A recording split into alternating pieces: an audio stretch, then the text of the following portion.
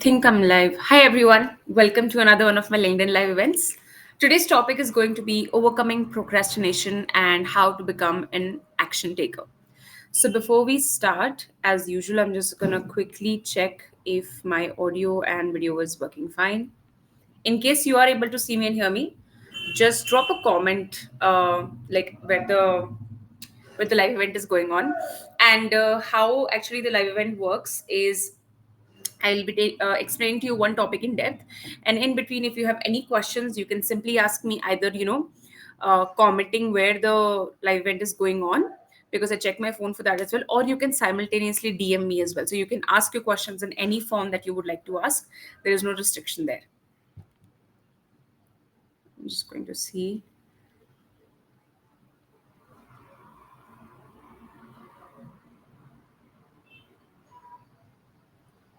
Okay, I think I'm live, so that's not a problem. All right, great.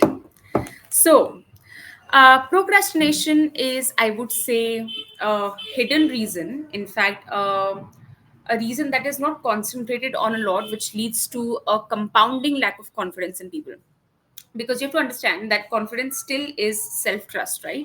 Your ability to believe in yourself. And people who procrastinate, usually people who, you know, don't really get their work done on time, are the ones who make promises to themselves and they don't fulfill it. So what happens when someone, makes a promise to you and they don't fulfill it? You lose trust in them over a period of time. You lose confidence in them. You don't believe them. And over a period of time, it comes to a point where you just don't trust them at all, right? You don't trust them with anything. Your first instinct is that I cannot rely on this person. Imagine this happening to you. Imagine that you are the person who constantly betrays yourself, who constantly makes promises, tells great things to yourself, but doesn't really come through, right? Doesn't really fulfill it. And this is why procrastination is a very big conversation in my coaching sessions as well. And this is why we're having this event today. That why exactly is procrastination happening? Why are we promising things to ourselves and then not fulfilling it? What are the hidden reasons behind it? Because as you know, that each and every live event I do, we always go and dig deeper reasons. We don't just assume something and we don't jump onto conclusions. So similarly today as well, we are going to dig deeper into reasons why exactly procrastination happens and how can we truly overcome it. So, just to understand a little bit, what exactly is procrastination? Procrastination means when you want to do something on a particular time and you don't do it. And the reason you don't do it could be varied, right? The basic premise is that you want to do something, but you don't actually do it. For example, let's say that I decide that I want to do a live event, right? I decide that I want to do it on 5 p.m. Today, which is Wednesday, but I am not going to actually post about it. I will keep thinking that, you know what, yes, it will be so nice, I will post about it, I will actually do it, I will plan everything in my head, but the actual act of posting about the fact that I will do a live event will not happen. I will not actually do the task. I will maybe plan for it, I will prepare for it, I will even, play out this entire role play in my head of how the live event may go, but I will not actually do it. That is procrastination, where your action is not actually matching your words. And who is an action taker? An action taker is a complete opposite. An action taker is someone who decides what he or she wants to do and actually does it, right? His thoughts, feelings and actions are aligned, they're on the same level. For procrastinators, that's not the case. Their thoughts and feelings might be, very high quality, that I want to do this, I want to change the world, I want to change my life, I will become this successful, I will do this, but their actions are here very low quality, they don't actually match. Whereas when it comes to a person who's an action taker, their action is matching their thoughts and beliefs. Whatever they plan, they actually do it. And that is why it does not matter how sharp your brain is, it does not matter how talented you really are. If you don't act on things, you do not really experience the success that you think you should experience. And this is why entitlement and feeling a sense of helplessness is also very prevalent in procrastinators. A lot of procrastinators who don't really take action think that I want to, I want to do this, and you know what, I deserve this success. Look at this other person, he has 5 times the success uh, that I do, but I'm much more talented than him. And they also have this feeling of helplessness that why are good things not happening to me, I'm so smart. They also have this entitlement that, I'm so smart, I'm this, I'm that. But when you really sit down with a procrastinator, because I've helped my clients overcome this, and I'm a very straightforward coach with my clients. I don't beat around the bush and everything. I often make them see that are their thoughts and plans actually matching with their actions. And whenever I make them see, they truly realize that maybe their thoughts and feelings are very high quality. Maybe they are very smart, but their actions are not coming out, right? They're not actually acting on the smartness or the plans that they have. And if you're not acting on something, uh, still feeling that I deserve success is entitlement. And entitlement always leads to helplessness. Entitlement always leads to feeling a sense of, this, what do you call it? This sense of depravity of success that you think you should deserve, right? So you start feeling, bitter about the world. You start feeling that, oh, I am so smart, I am this, I am that, I deserve this, but I'm not getting it, right? All of this. So that is why, if you're a procrastinator and you're listening this, a very good thing to start actually doing is to see that everything that I'm thinking, everything that I'm planning, how much am I actually acting on it? Are my actions truly matching my thoughts? And this is why today, we're going to look at this topic in depth. Now let's discuss a few signs that can tell you that you're a procrastinator. The very first sign is that you waste time a lot. Now, how do you waste time? It could be anything. For example, let's say that I tell you that I'm gonna do a live event for you guys, right? And before the live event, just before live event, I decide, you know what, something about my notebook and my pen is not fine. So, for example, I have my, notebook and pen with me. I will go buy a notebook which is, very nice and very crisp.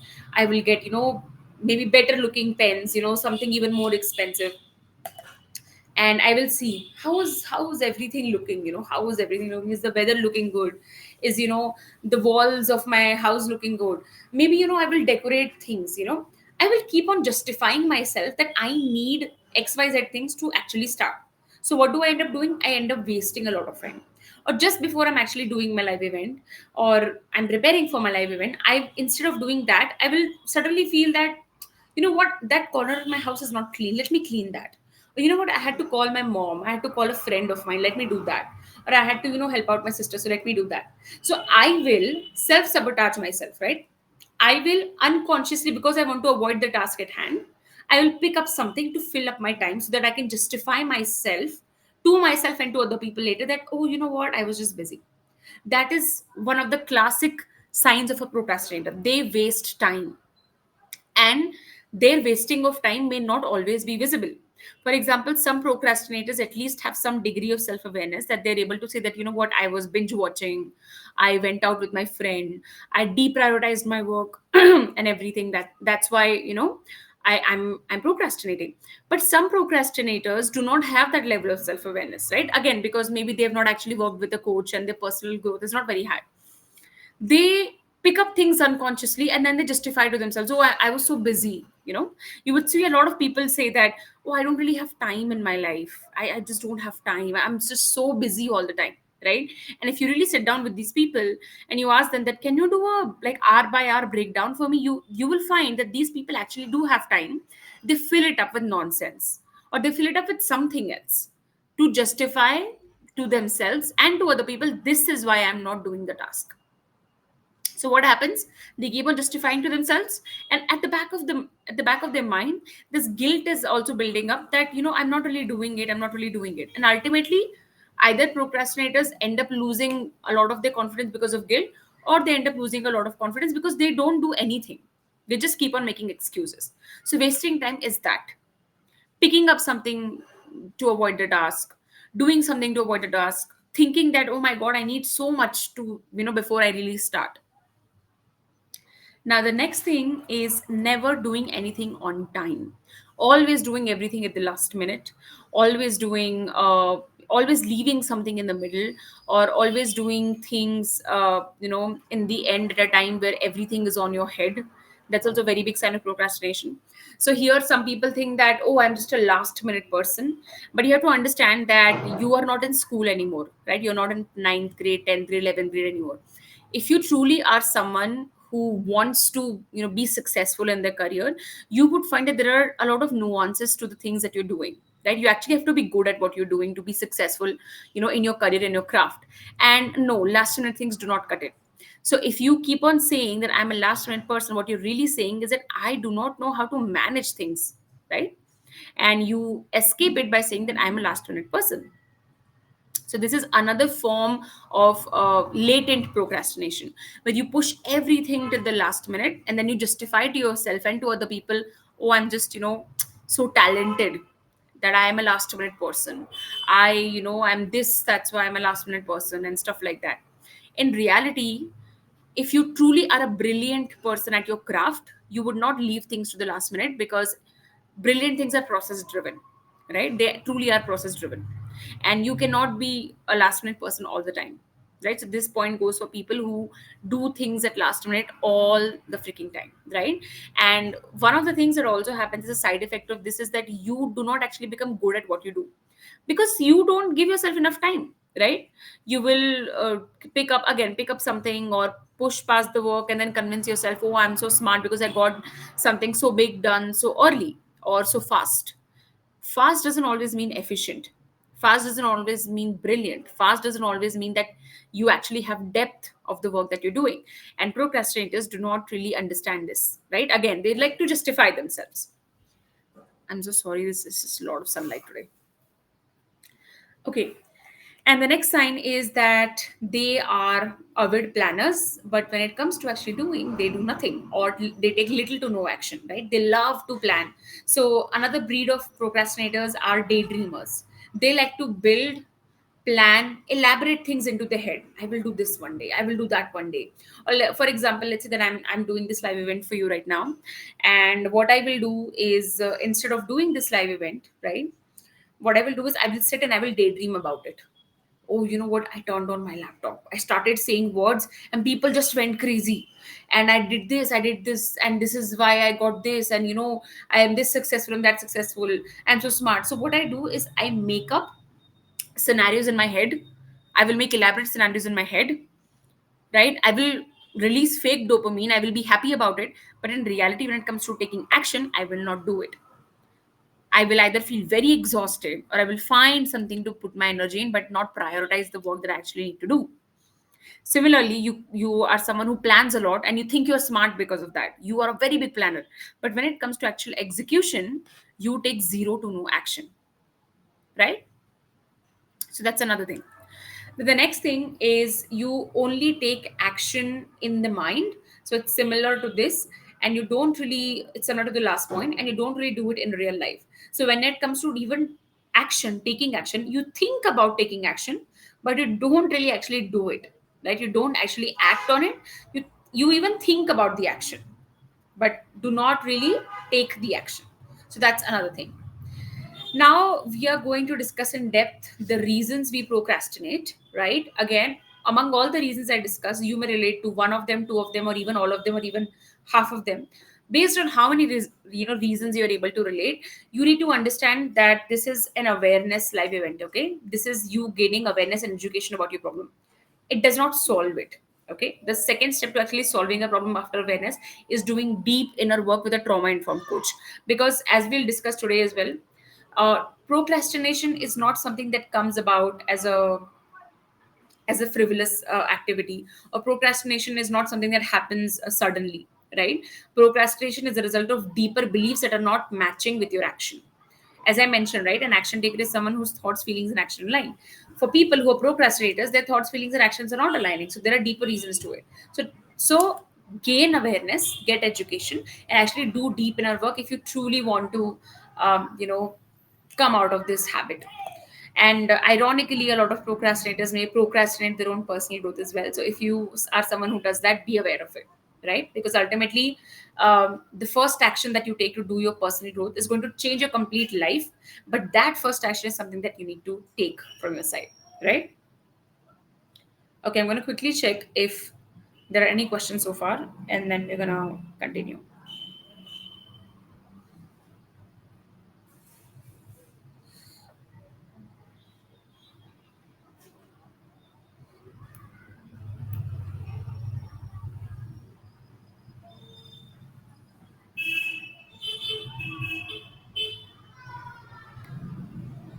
Okay, so I don't think we have any questions so far, so we'll just move on.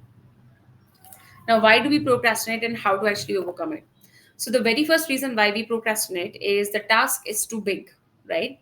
A lot of us, what tends to happen is that a lot of us don't really know how to be process driven. We are very outcome driven, which means that we decide a goal and we think that's it. We don't really create processes to achieve it. We don't really anticipate what our shortcomings would be, what are the possible places where we may not actually follow through our action, or what are the possible reasons we may not be able to complete an action, right? So we become very result focused and outcome based person. So because of this, you may end up choosing a goal which is too big, right? Which is too big and which is also too complicated. So let's take an example. Okay, let's say that I decide that I want to lose 20 kgs. Okay, let's say I decide that. And because I've decided that I want to lose 20 kgs, maybe if I step on the weighing scale, or maybe if I think about losing 20 kgs, it's going to make me extremely exhausted and demotivated. It's going to make me feel, oh my God, how will I ever do this? And if I have never done something like this, my first reaction is going to be, I don't know how to do this. I have never done it. And I have tried so many times in the past. It's never going to happen for me. And I should just give up. And ultimately I will give up because the task is just too big. So either I will avoid the task completely or I will give up in the middle because the task is just too big and too complicated. Whereas the solution to this is, and if I'm a process driven person, is to break the task down into very doable chunks. So, for example, a very doable thing to do for me is to, let's say, lose 1.5 to 2 kgs in the next month, in the next 4 weeks. When I think of that goal, that feels very easy to me. That feels very doable to me. So I will be able to align my diet to it. I will be able to add light exercise to it. I will be able to, look forward to my goal, because 2 kgs in a month seems very doable for me, right? And when I achieve that, not only will I have that motivation to go on, I will also learn about my behaviors, about my shortcomings, and about how am I as a person when I'm trying to pursue a goal. So I will have more information to go on. So check if the task that you're trying to do is just too big and too complicated. If that is the case, break it down into extremely doable things. And when we say doable, I want you to make your goals SMART, right? It's a very popular acronym which stands for SMART: specific, measurable, actionable, realistic, and time bound goals. So, for example, if I have to convert my goal of losing 20 kgs, let's say in the next 3 months, right? That may be specific, yes. Is it, how do I measure it? Again, I will step on the weighing scale. Actionable? No, it's not actionable because I've not created any kind of action plan. Is it realistic? No, it's not realistic. When it comes to time bound, it is a crazy timeline, right? I obviously cannot lose 20 kgs in 3 months, specifically if I have no history of ever going on a diet, I have no history of ever losing weight, and I am someone, let's say, who tends to, fall back on their patterns a lot. So I will never be able to do that. So for me, knowing myself that, I am someone who tends to, let's say, rely on food as a coping mechanism, or I tend to sometimes delay my workout and stuff like that. If I know I'm like that, I need to design my goals in a way which are fitting my personality and smart in nature. So how can I make this a smart goal? Specific, which is losing 2 kgs in 4 weeks. How do I measure it? I will measure myself every 2 weeks and see how it looks like in 4 weeks. Actionable, what I'm going to do is I'm going to, let's say, start walking 30 to 40 minutes a day, and I will completely cut out processed food, or at least cut out processed food by 70 to 80%, right? Is it realistic? Yes, it's a very realistic goal. And when it comes to time bound, it's a time bound goal, but more importantly, it's in a realistic timeline, right? So just because you've given a goal a time doesn't actually mean it becomes time bound. You also have to see if the time that you have assigned to a task is actually realistic or not, or is it making you too overwhelmed, right? So when the task is too big or too complicated, you become very overwhelmed. And as a human, it's your core nature that you will never pursue an overwhelming task, right? Your brain understands very simple mechanisms, right? For example, let's say I have my water bottle here, right? And I want to drink water. My theory is that, what, I want to drink, hot water, right? And there is this water bottle right in front of me. My this tendency to go and drink this water is going to be much higher than me actually going and putting up my water on the stove and actually heating it up. Why? Because this is easier for me. That is a 2 3 step process, right? So you have to understand that your brain understands very simple mechanisms. So make it simple, make your goals is stupidly simple. Do the planning beforehand, point by point planning, so that every single day all that is left is execution.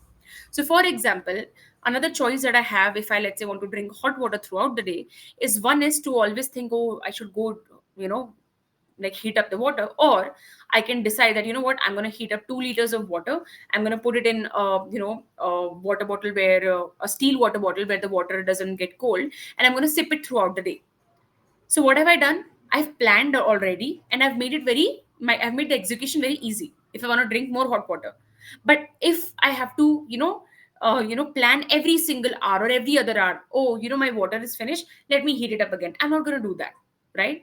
Because as human beings, you have to understand that our brain is designed in a way where it does not like to do overwhelming tasks. It does not like to do tasks that seem difficult, or that seem, or if we feel that there is an easier way out. And that is why procrastinators do this. They find an easier way out by actually not doing a task, right? Because they find it too overwhelming to actually do it. Now, the second point is when your goal is just too vague, right? For example, and I'm going to give you this example because I've heard this in a lot of times, specifically for people who really want to change their life, really want to, get healed, they want to get coached, and they really want a lot of personal growth, but they do nothing about it. So often such people tend to say vague things like, I want to change my life. I want to change my life completely. Or I want to, become a really happy person. I want to become a very fit person. Or I want a really good relationship with my wife. I want to be known everywhere. I want to do work that, matters and has a lot of meaning. If you notice, every single phrase that I have said, right, is driven by what I want feeling wise, right? I can add any feeling I want, right? But what does it actually mean? If I say that I want to be a really happy, content, and confident person, okay, fine. But what does that mean? What does happy mean? What does content mean? What does confident also mean? Because your definition of happiness, contentment, and confidence is going to be wildly different from mine. So what does that mean? And that is why another reason why people end up procrastinating or never even starting is because their goals are just too vague, right? There is no clarity on how to start on this goal. If I say today that I'm going to be, content every single day, how? How? Where is the starting point of contentment? And more importantly, what is my definition of contentment? Right? I don't know all of that. I have just declared I want to be the content. I want to be the most content person. And after 1 month, I will come to you and complain that, oh, you know what, that goal is still a goal, but I don't know where exactly it is going. Because for me, that goal is too vague. I can't actually act on it. And this is why when I'm coaching my clients in my one-on-one coaching sessions, they experience a lot of growth because they're sitting in front of me, and every single goal that they have, every single thought that is coming, it's broken down into pieces that becomes extremely clear for them. And the moment my clients get clarity, action comes in. When action comes in, confidence comes in, right? So that is why procrastinators need to have a high level of personal growth. Otherwise, they will never take any action, and the confidence will keep going down, right? So when your goal is too vague, make it clear. So for example, let's say my goal is that I want to be content, right? I need to first define what does content mean to me. For example, personally for me, contentment is when I feel gratitude every single day, where I don't feel the need to rush all the time, or where my confidence and my happiness is not tied to external things, or I'm not, dictated by my trauma. So for me, personal healing is a very important value to actually feel content.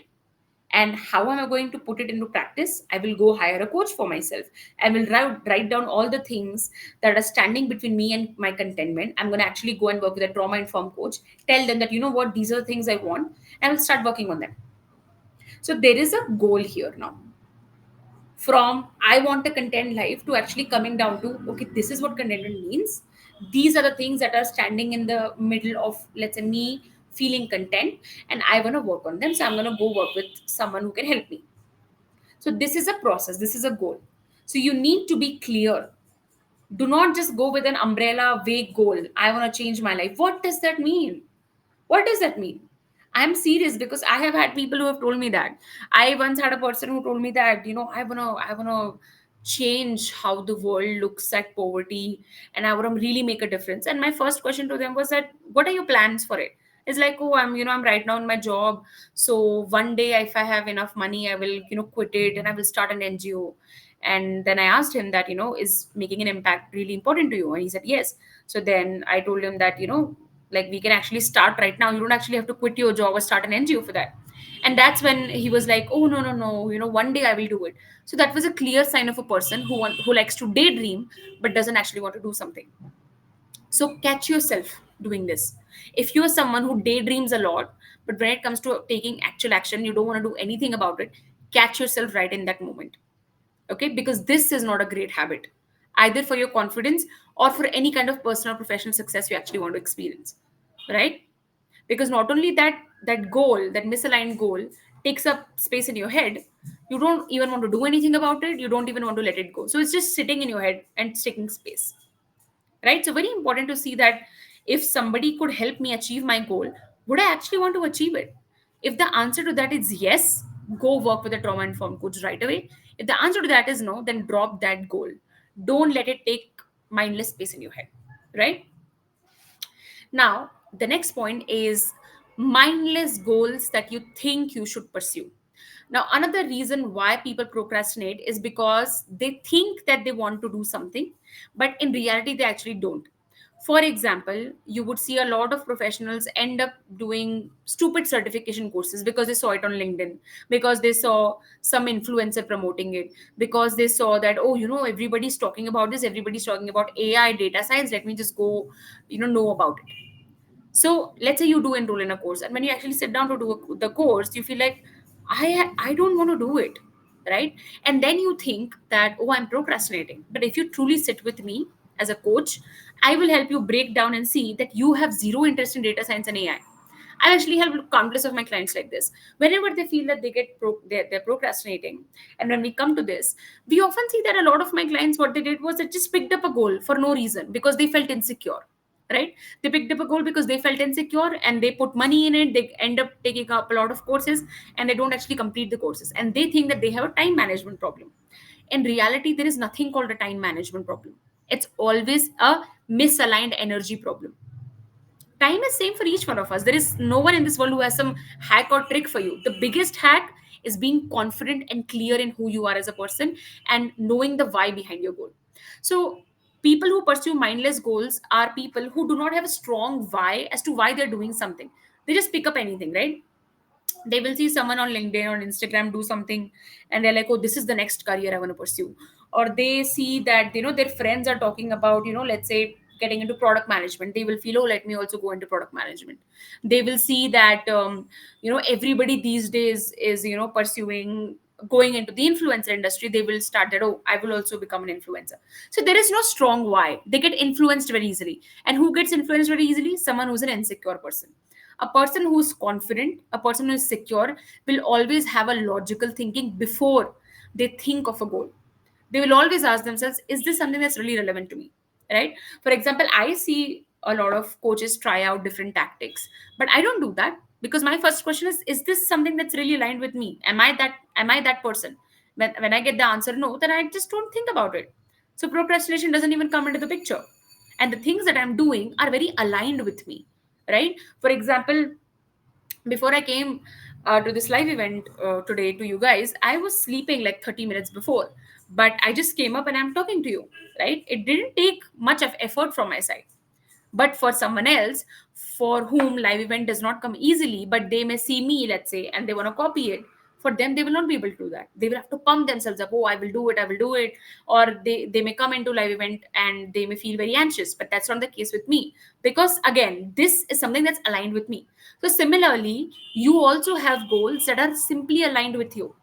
And it's always better to align yourself with the natural talents and natural goals that you have instead of forcing yourself, right?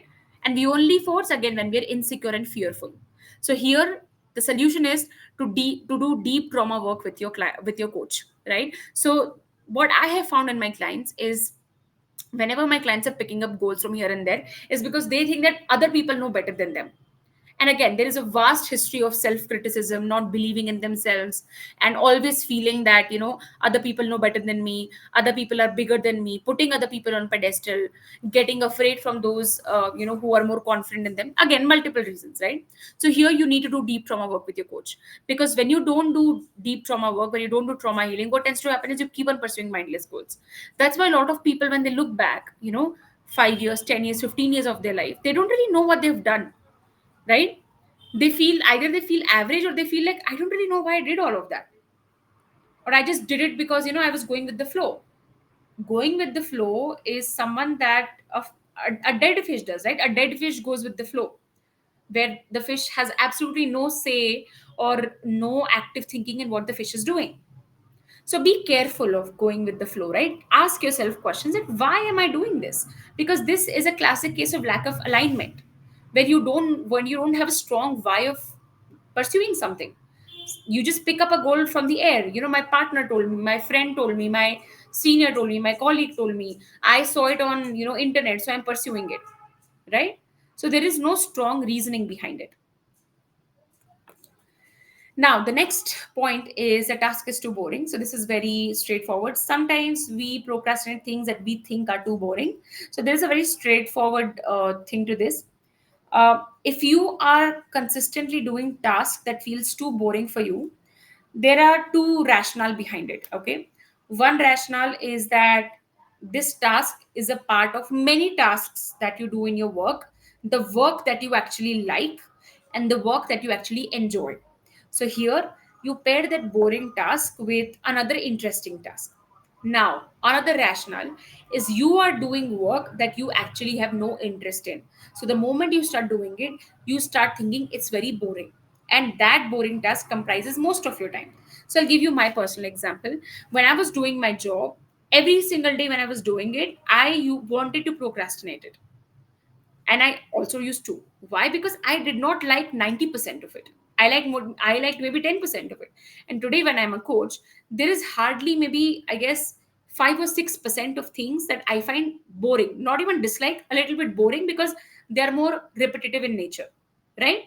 That sometimes I feel that I may procrastinate, and in that moment I pair it up with something interesting. I will maybe put on some music in the background, or I will do it while I'm doing something that I like walking on my terrace and stuff like that. So be more mindful. Don't just term something boring out of the blue. See, why is it boring exactly? What is boring about it? And is that boring task comprising most of your work? Is it like 70-80% of your work? If that is the case, then you are in a misaligned career or a misaligned job. Again, then work with your coach to fix that issue. If it is only 10-15% of it, and you actually like the work that you do, then you pair it up with something interesting, right? Okay, so I'm going to see if there are any questions so far.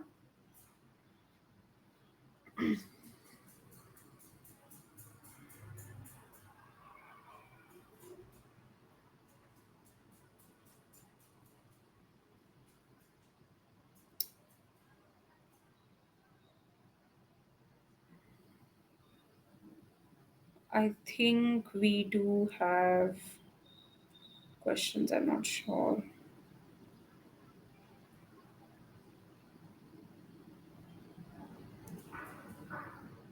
Okay, so someone has asked, what if breaking tasks is not working?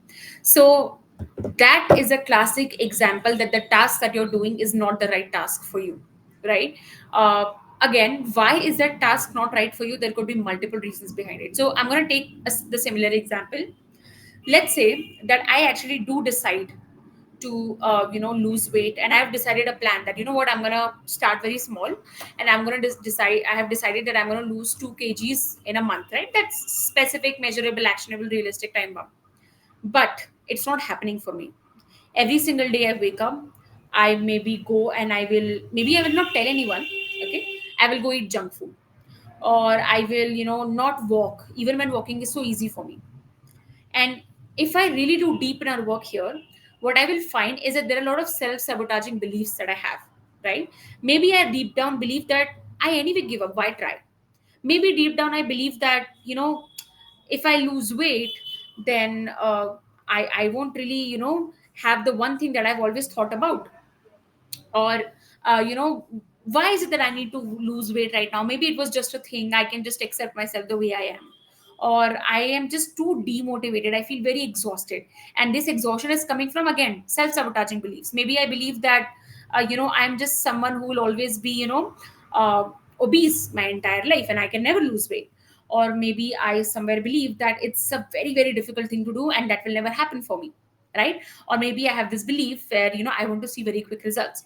So if even breaking down the task is not happening, because again, this is an analytical thing, that is when, as a coach, I always take my clients deeper to their feelings and the past beliefs that they have had over a period of time, right? That is where trauma work comes into the picture. So if even breaking down the task is not happening, it means that you have self-sabotaging beliefs that are creating a lot of friction in pursuing the task. So let's take one more example.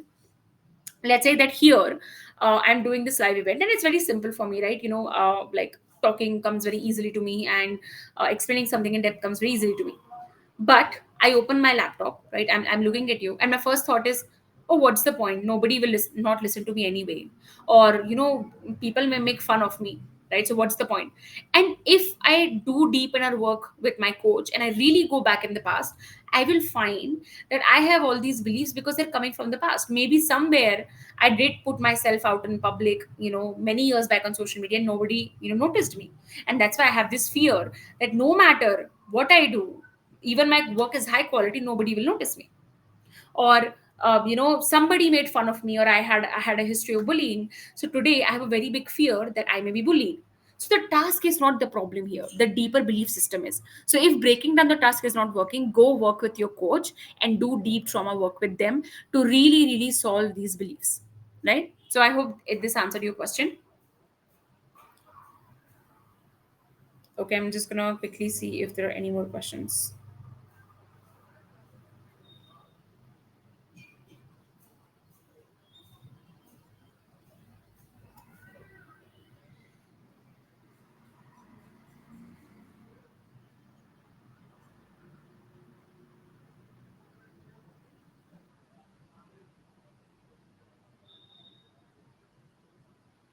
How to deal with perfectionist procrastination.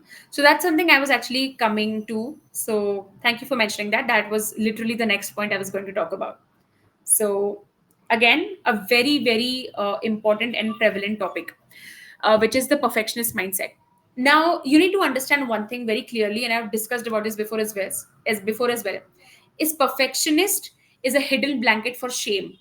People who think they're perfectionists experience a deep level of shame. They're very afraid of being ashamed. They're very afraid that someone will look at them for who they are and they will get criticized. They're very afraid that someone will find that, oh, this person is not perfect. They're very afraid of criticism. So people who think they're perfectionists are people who are carrying a lot of shame, right? And here they may obsess over nitty gritties of things. So again, for example, let's say I'm doing this live event for you, right? Now I am an action taker by nature because I've worked a lot on myself. But let's say for a moment I'm a perfectionist. So I'm going to look at myself and I'm going to look at, oh my god, my hair is going here and there. Let me straighten my hair. Let me just do that first. Or you know what, the light is not perfectly coming. Let me go buy spotlight first. Oh, but I don't have the budget for spotlight. Let me just collect the budget for spotlight first. Then I will start, right? Or I will say, oh, I don't actually have the time to do this, so let me not do that. Let me buy a more expensive laptop. Let me buy more expensive equipment. Let me take a course to make my communication even more smoother and stuff like that. So perfectionists are people who deliberately find things to nitpick in their environment to justify to themselves that this is why they can't do something. And why do perfectionists do this? Because they're very afraid of criticism. They're very afraid of shame. And perfectionists always have a history, okay? Either they have a history of very critical parenting. When you grew up with a lot of critical parenting, your parents always criticizing you, your parents always telling you, again, could be either mother, father, or both, that you don't do this right. Why can't you do this right? Why can't you be like other people? Or why are you like this? Again, when that has happened a lot, it results into childhood trauma. And when you have childhood trauma around criticism a lot, you find it very difficult to make any mistake, right? And because you find it very difficult to make mistakes, you find it very difficult to do any task quickly, even if it is very easy for you. So coming to a live event here, is very simple for me because I allow myself to make as much mistakes as I want because I'm not a perfectionist by nature, right? I'm an action taker. But if I were a perfectionist, I will deliberately make it extremely hard for myself.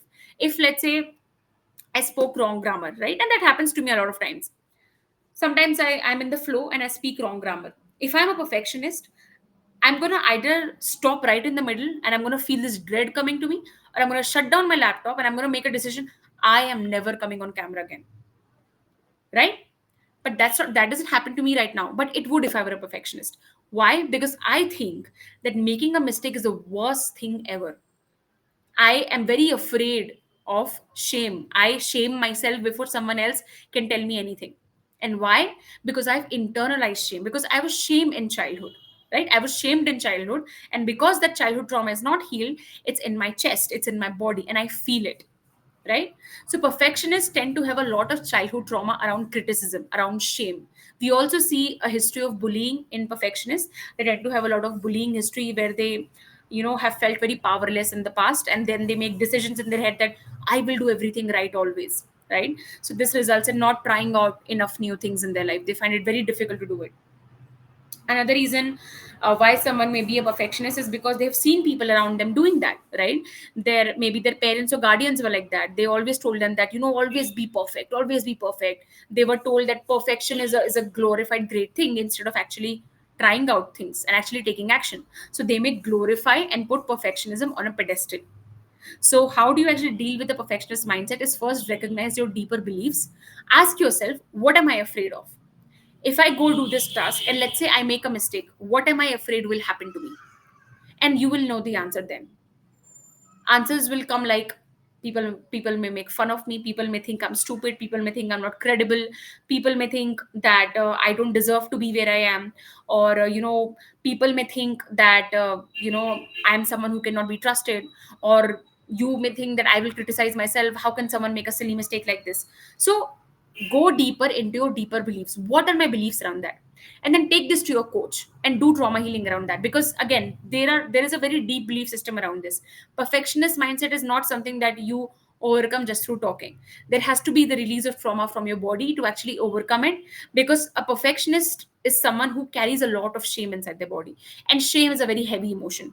It literally sits like a rock. That's why you will see that whenever you are experiencing that fear of criticism, you will feel it somewhere in your body.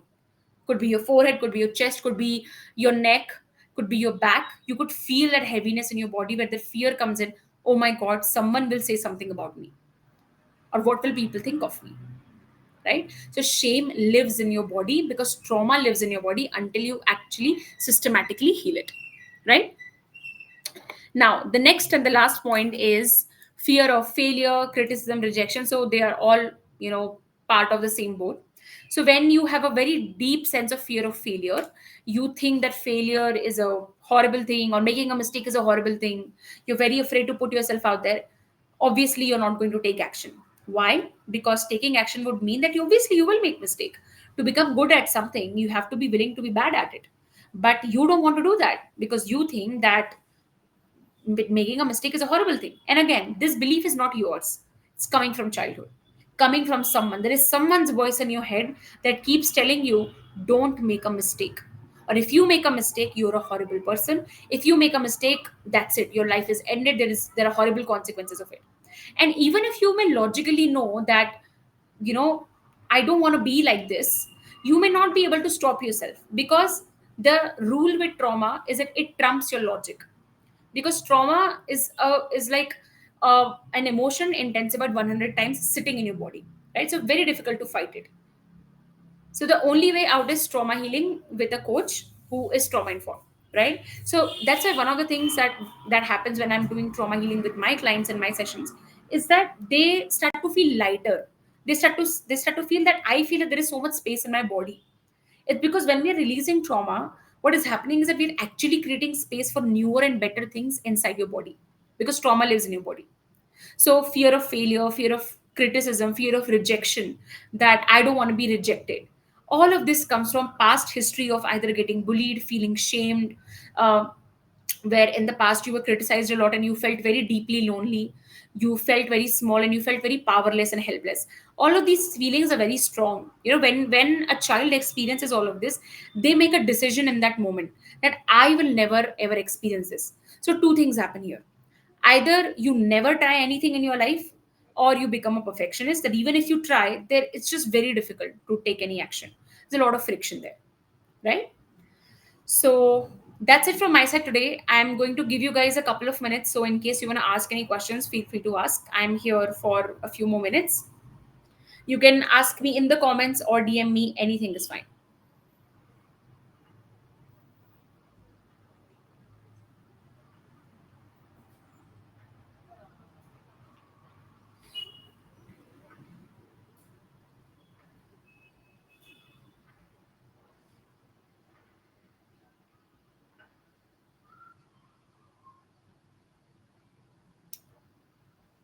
Okay. I think we don't have any questions right now, but I'm going to wait for a few minutes because it has happened before where people have felt that I ended the event too early and they couldn't ask their questions. By the way, I also have a life coach training and monetization program that's happening from 20th of July, which is like this in 2 days. It's a training and coaching program for aspiring coaches who would like to become full-time life coaches themselves. So if you're someone who would like to do the work that I do, I am personally training you, and it's a group coaching program. And the best part is it's a lifetime program, which means that once you get in, you receive support and you receive coaching for your entire life, right? So you can complete the program on your time. So if you're someone who's interested in becoming a coach, you can just DM me LCTM, and I will tell you more about the program.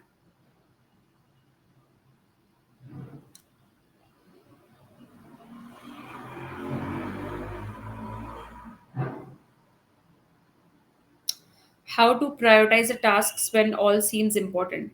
So there is a term for it. There's a term called, it's called fake sense of urgency, and usually it is very prevalent in corporates, right? They tend to like create everything, put everything as urgent. So there is a tool, there is a chart for it.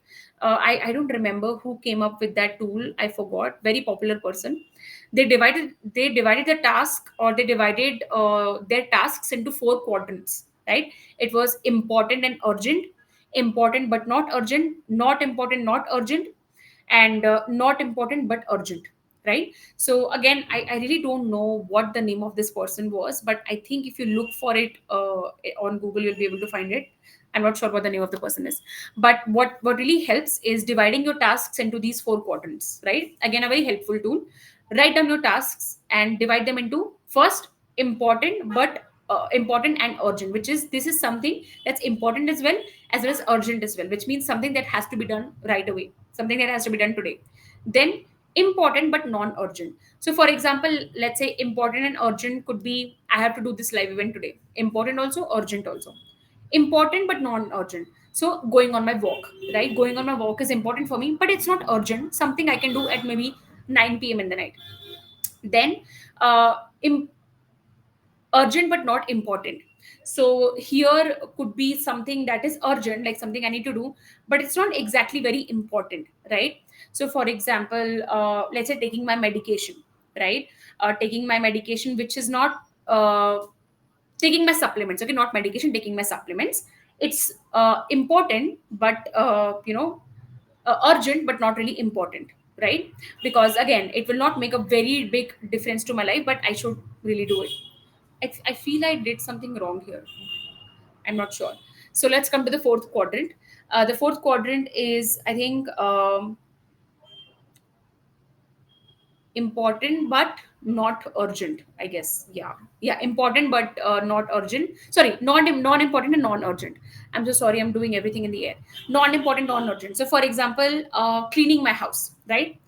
It's not important right away, right? It's not something that I have to do it. It's something that I would like to do. It's not urgent. Like my life will not go haywire if I not do it, right? So divide your task into these four quadrants. I'm so sorry I messed it up a little bit because I forgot the name of the person who has come up with all those four quadrants, and because I'm doing this in air, I'm going here and there. But maybe try to find this person on Google and you will find the tool.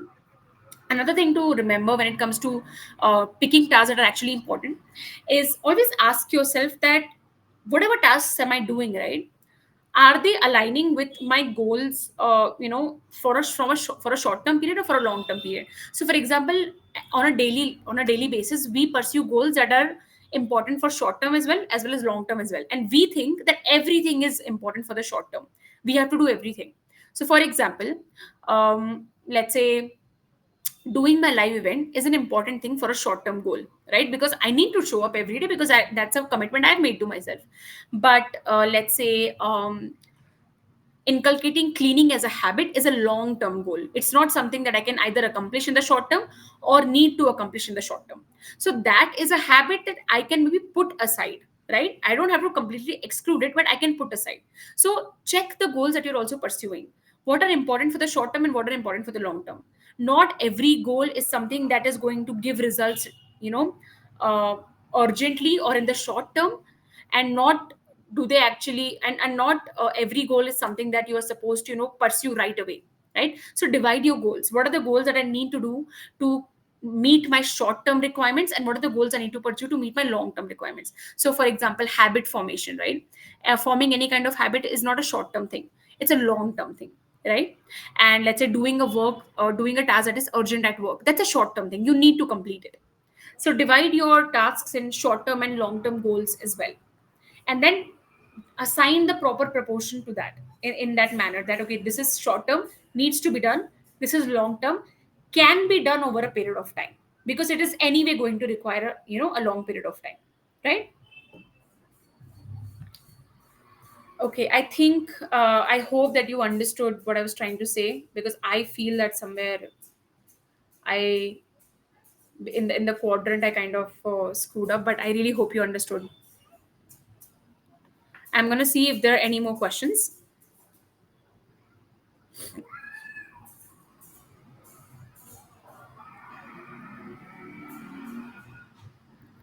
Well, so far we don't. But again, if you feel that you do have a question and you couldn't ask here in the live event, and maybe you're watching it later, feel free to DM me anytime. And if you would like to actually work with me one on one, you want to experience growth mindset coaching, you actually want to become confident and anxiety free, and you also want to heal your trauma, you can simply DM me coaching to book a one on one session with me. I also have free communities, right? I have a community called the Safe Space where I write every single day, and it's a perfect community for personal growth enthusiasts. And I also have a free training on healing childhood trauma. It's a 4-day training. Again, the link to all, like both these groups, are available on the feature section of my profile. And if there's any question or any doubt that you have, you can always DM me. I'm always available and I always reply. I do not have a great social life, so I am very quick to reach. Anyway, thank you so much for joining me, everyone. I will see you next, probably after 2 days. I tend to announce my LinkedIn live events like a day before. So if you're following me, you'll be able to see the next live event I'm actually doing. And I have written a lot on various topics, be it confidence, be it anxiety, be it procrastination, like a lot. So if you ever feel that you're stuck with a topic, you can always scroll my LinkedIn profile and you will be able to find some answer every day, and you will gain more and more clarity about your patterns, about your beliefs, and about your emotions. One thing I deeply believe is that if you truly want to solve a problem in the right way, understand the depth of it, right? Don't just have a problem and try to hack it, right? That's something I don't do with my clients as well.